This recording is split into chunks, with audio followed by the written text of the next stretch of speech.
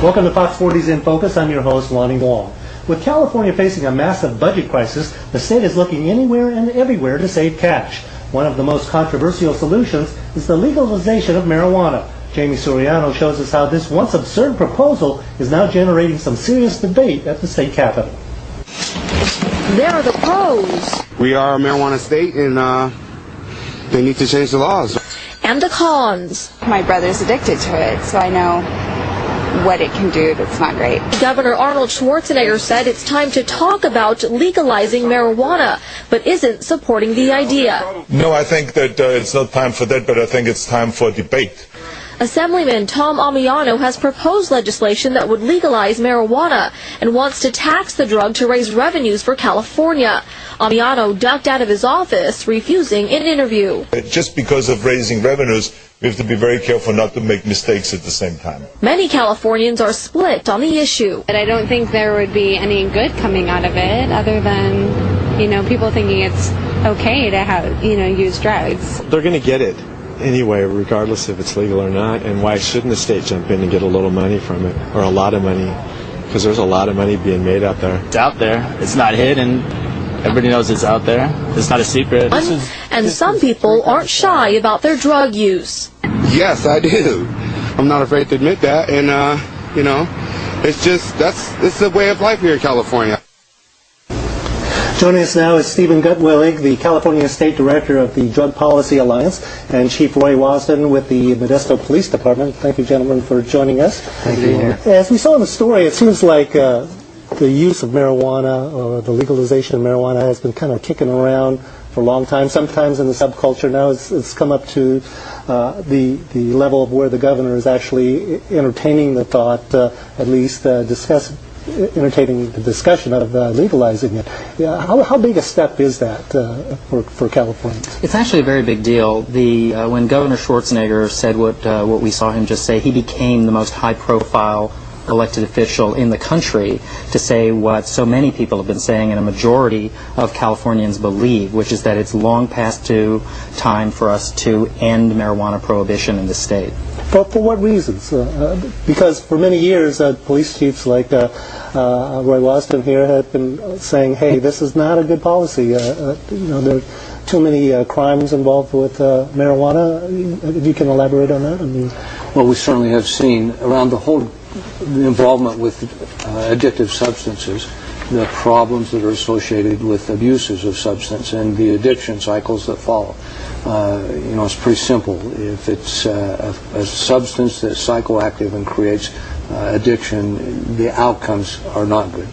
And to introduce a new substance like marijuana as a legal substance, and really it would have to be decriminalized because it couldn't be made legal. That would be in violation of federal law. And so that whole discussion really begs the question of what outcomes would we see? What would be the result? Would it help things? Would it make our society a better society? I think the answers on reflective study are clearly no. Stephen, is it your view that you have to kind of weigh the costs and the expense? Well, certainly, and no one claims that marijuana is an exclusively harmless substance. As the chief says, it is a psychoactive drug.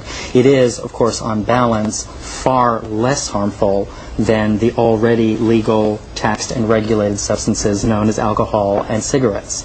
And the reason that marijuana prohibition is such a massive failure is that it's like alcohol prohibition failed 75 years ago, in that the prohibition on marijuana creates a massive underground economy. It seeds and guarantees profits to increasingly violent domestic and international cartels.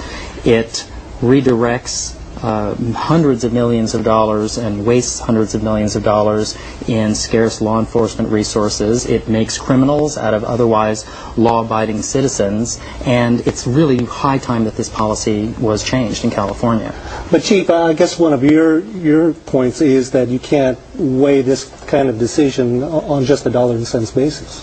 I don't think you can. I think there is a clear necessity to look at the outcomes in our society.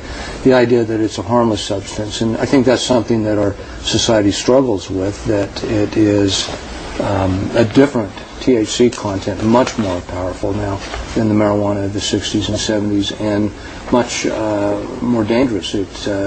I heard what Steve said about the idea that it's less harmful than alcohol. I don't think that the jury is in on that. I think it's clear that there are long-term mental health effects from marijuana use that are just starting to be understood. Well, let's take a look. Supporters of legalizing marijuana say it would relieve a huge burden on our prison system. If you look at the graphic here, here are some statistics from the State Attorney General. More than 74,000 Californians were arrested for marijuana in 2007. That's up 25% since 2005, and it cost the state an average of $170 million a year to arrest and prosecute the marijuana offenses. And of those more than 74,000 people arrested in the state of California alone, that's over 800,000 nationwide. Over 75, nearly 80% of those arrests are for simple possession in a state that supposedly decriminalized simple possession 30 years ago. And of those 74,000 arrests, nearly 18,000 of them were children. This is really a terrible use of scarce criminal justice resources that need to be redirected to far more important, serious, and violent crimes. And as to the harms that the chief refers to and the potency of marijuana, there have been gross overstatements for decades. The famous reefer madness claims about marijuana for decades and decades, and all of those, including the supposed increase in potency of marijuana these days, have all been debunked. The potency of marijuana has not changed with any significant degree in recent years, and marijuana, of course, as most of us know, is really a fact of life in California and across the country. It is by far the most widely used illicit drug in the Western world, and the harms that are associated with marijuana are very well known at this point, and everyone from different levels of state government to federal government have accepted that the harms associated with marijuana are significantly lower than those associated with alcohol, which is prone to make you violent and erratic, and marijuana, of course, is prone to not make you either of those things. Chief, how much time do you spend enforcing marijuana laws, and do you think it's worth the time and effort? I think it's absolutely worth the time. It's a part of the litany of things that we have to encounter and deal with in law enforcement. The idea that we just dedicate resources to marijuana enforcement is not accurate.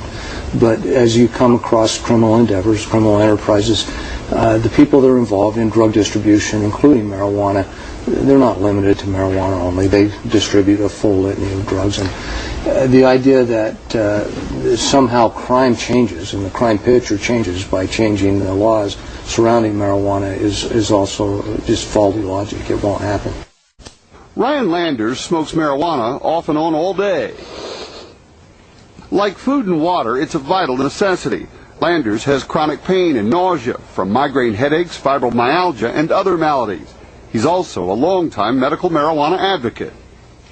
I'm shocked that it's illegal compared to cigarettes, compared to alcohol, compared to aspirin, and not a single soul in the entire world has ever been documented to die from an overdose of marijuana. But that's not the primary selling point. The marijuana would have a fee on it. San Francisco freshman assemblyman Tom Amiano believes legalizing and taxing marijuana will generate $1 billion a year for California's staggering budget. The marijuana industry probably nets in California alone $14 billion. That's $1 billion.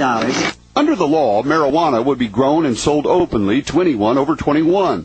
Of course, you couldn't drive under the influence. It can't be sold near schools. And cannabis plants would not be grown in the open. The electrical outlet is on the side of the house. Critics will argue it's a gateway drug, but firefighters call it a potential killer. Unsafe wiring touched off a fire in the attic of this house, wiring that fed the medical marijuana growing operation this guy had in his garage. In Sacramento County, there have been at least 4 pot farm fires in the past 6 months. We're really lucky out here in the Citrus Heights tonight that we didn't come out here and pull some dead bodies out of this building, because I'm really surprised that this place did not burn. Licensed sellers would be charged a fee. This is This is 3 grams shy of an ounce. And a bag of marijuana like this, 1 full ounce, would sell for $50. That's 1/8 its street value. Right now, there are as many as 500 medical marijuana dispensaries in California. Back again with Stephen Gutwillig with the Drug Policy Alliance and Police Chief Roy Wasden with the Modesto Police Department. Obviously, you have very different views about how this legislation should go and might go. We were talking earlier about the level, the potency of marijuana these days. There's some dispute among that. Sure. But certainly, this whole notion that marijuana doesn't stand alone as a drug, that is connected to other drugs, perhaps, in the drug trade. You believe, I think, Chief, that they're interwoven and you can't really separate.